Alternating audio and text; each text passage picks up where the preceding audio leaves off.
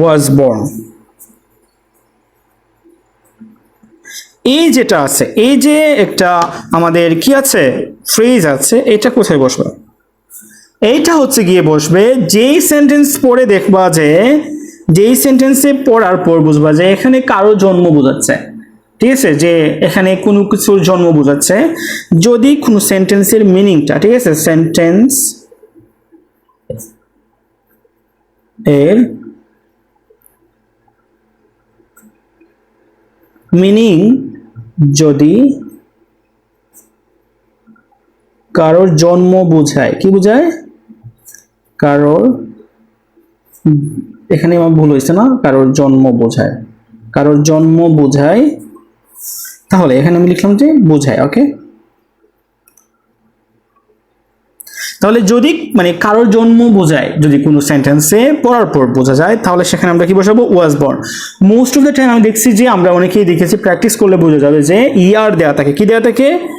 ইয়ার দেওয়া থাকে, ঠিক আছে, ইয়ার, ঠিক আছে। এই ইয়ারটা মানে কি? যেমন হচ্ছে বছর দেওয়া থাকে, তাহলে কি আই ওয়াজ বোর্ন এরকম টাইপের, বা he was born, mister Rahim was born, এরকম টাইপের দেওয়া থাকে।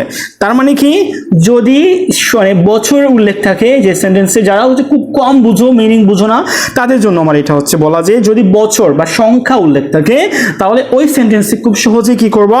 ওয়াজ বোর্নটা দিয়ে দিবা। আদারওয়াইজ যারা মিনিং বুঝো তারা কিন্তু বুঝতে পারবা সেন্টেন্সটা পড়লে যেখানে কি এক্সপ্রেস করছে বা কি রকমের এক্সপ্রেশন বোঝাচ্ছে, যে বোঝা যাবে যে কি কারোর জন্ম বোঝাচ্ছে, যে জন্ম হয়েছিল কারোর, ঠিক আছে।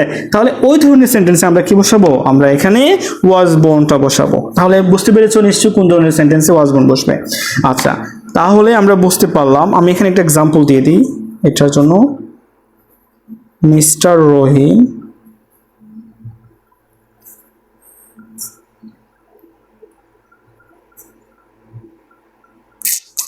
এখানে আমরা দিব যে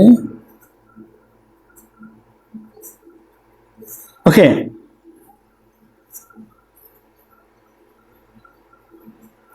ওকে, এইরকম টাইপের সেন্টেন্সে ধরলাম। ফর এক্সাম্পল এরকম একটা সেন্টেন্স দেওয়া আছে, এখানে কি আছে? বছর দেওয়া আছে না, ইয়ার। তার মানে কি, যারা মিনিং বুঝো না তারা খুব সহজে ইজিলি এখানে কি দিবা?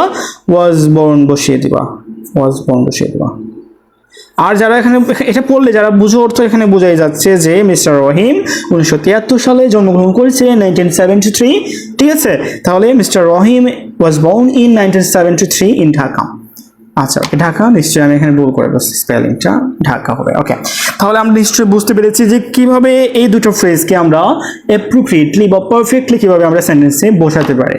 তাহলে আমরা আজকে শিখলাম উড রাদারের ব্যবহার এবং ওয়াজ বর্নের ব্যবহার। নেক্সট ক্লাসে আমরা পরে যতগুলো আছে ফ্রেজ সেগুলো নিয়ে কাজ করব। ঠিক আছে, আজকের জন্য এতটুকু। See you next class. আল্লাহ হাফিজ।